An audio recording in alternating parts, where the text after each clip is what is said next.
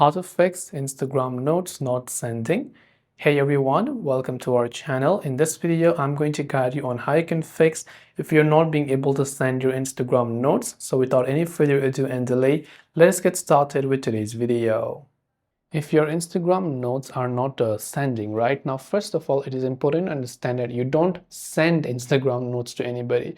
So Instagram notes are just like your stories, right? But unlike stories, Instagram notes can only be seen by mutual followers, which means someone you follow and that they follow you back in return. Now, story is only people who follow you, whether or not you follow them back, will be able to see everybody.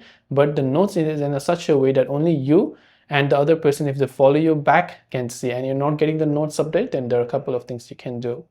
If you're using Android, then you can long press the Instagram app icon like this, then tap on this little eye icon, which will take you to your app info page. This can be found on any Android devices.